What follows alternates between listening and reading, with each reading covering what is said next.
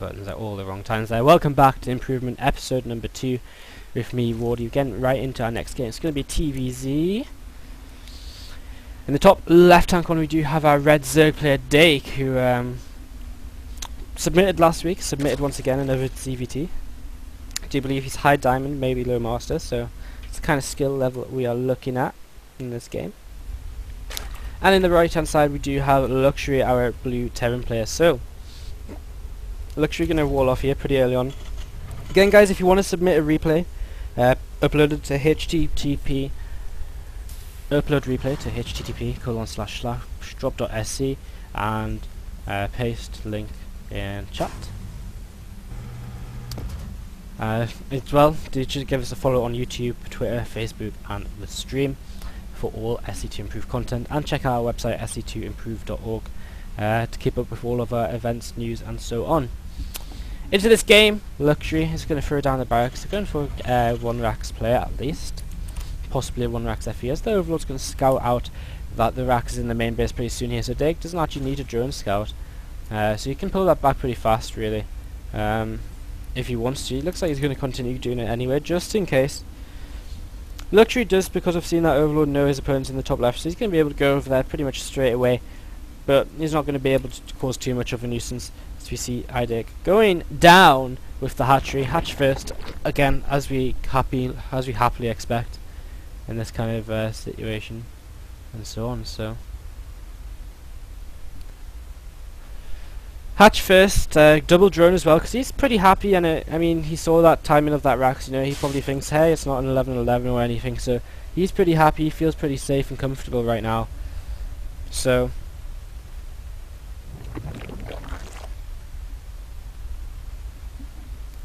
he's just going to be able to put his pool down pretty late on, and allows him to get as many drones out as possible.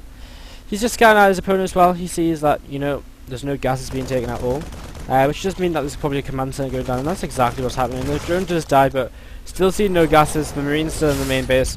It's going to be an expansion play, so DaeK getting as much information as he can right now. And for Luxury, he's probably going to add on his gases in just a second, or another depot. He does add on a depot. Interesting to see him not wall off there. And Luxury's actually going to come in with this SUV. Did he really manage to like not scout his opponent before? Wow, it's amazing. He's going to come in with the SUV here, and he's going to see the pool just finishing. Sees no gas being taken quite yet, which could mean quite a lot of things. Basically, it could mean that, you know, he's going to take a fast fed base, but the gas does actually go down, and Luxury not really staying for as long as he maybe could to see that gas. So not seeing that gas, which is a pretty major thing, because that's kind of information which he could have for free, but isn't quite able to get. So he's just going to go home not knowing that the gas has been taken. He has taken his own double gas at the same time.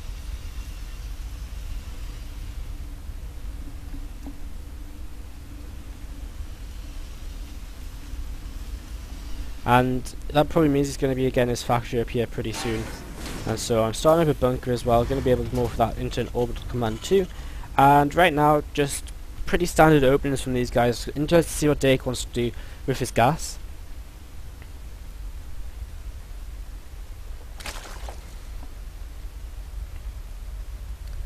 We'll see if he pulls out 100 just to get link speed, get that little bit of early map control. You know, these are pretty bad positions for Zerg.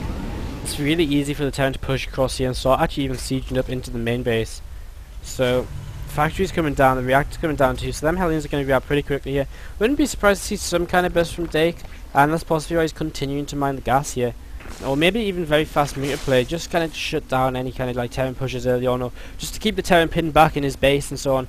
Because you don't want the Terran to be able to push across the map here, because again it's just such a short rush distance, it's so easy to just siege up here, take a fourth base here even, and just even hold the mid as well. So very easy for the Terran to do that on this map, especially in these positions.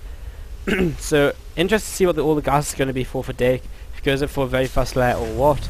So we do see the starport going to be starting up as well. Where the heck is that? Starport's right in the back, and the Rax is right over here. It's a little bit interesting, but Hellions are starting to be produced, first two popping out here, and we do actually see the very fast layer coming down for DaeK, so no third base, going up to 4 gas as well. Probably I feel gonna be mutiless play, just a feeling though, so could be wrong.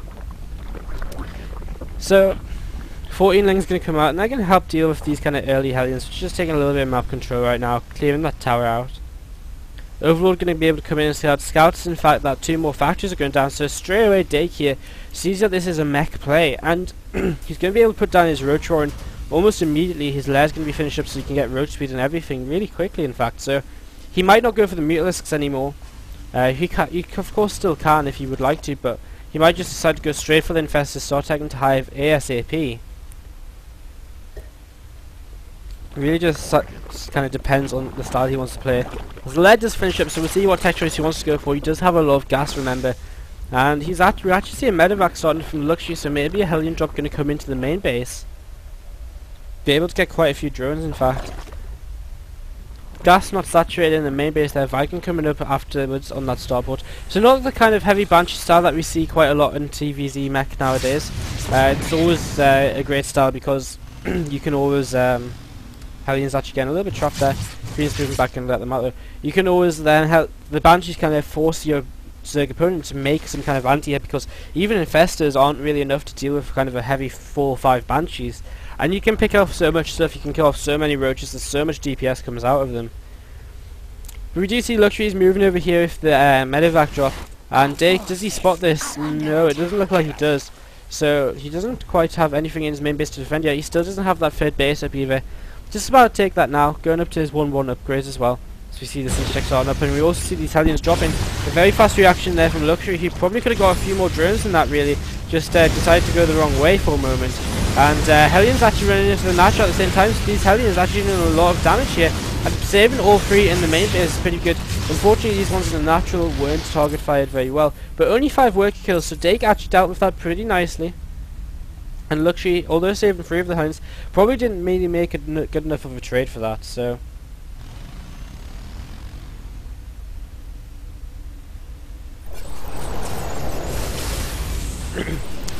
Hellions dropping back out again. Luxury just starting to get this tank count kind of rolling here. He doesn't actually have that fast of a third base at all, which is interesting because again, with mech is that one of them compositions where getting that third base is so important because you need that extra gas ASAP. So I'm intrigued that Luxury hasn't gone for the fast third base, especially off of the kind of Hellion potentially Banshee opening. So that's a little bit interesting. As for DaeK, of course, his third base is relatively late, so if his opponent had taken a very fast third base, he could have been able to do a lot of damage. As well, DaeK, he's made a lot of these roaches so early on here that it really feels like you could do so. I mean, if you look at the army tabs right now, there's what, 60 to 46, but I mean, if you look back to maybe like 2 minutes ago, when them roaches were still there, there's pretty much just nothing here. There was nothing here. There's like 1 tank and a load of Hellions, which isn't enough really to hold at all. So DaeK could have just ran a roach up, kind of tried to see what was there and so on, but just didn't do that. So again, just kind of trying to find opportunities to attack in is always a great thing to try and get under your belt as well. As we see Luxury just continuing to add on his depots right now. Creep spin from DaeK, you could get a lot of creep going off with these extra queens. With these queens, they got so much energy on them. Going to start using one of them for ninjaks, but again, you could just throw down a load of creep teams, get that going as fast as possible.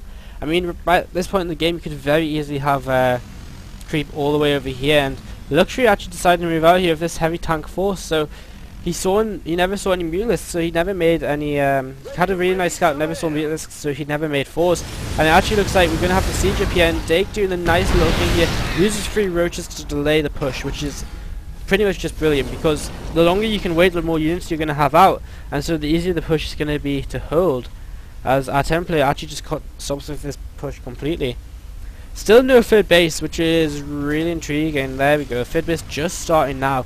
The 13-minute mark to start building your third base, again really late, so again, you don't have to take your third base at like 5 minutes before any gas or anything, but again, you can take third bases at 8 minutes or so and just use them as a macro CC for a couple of minutes before you do move them out to the third base.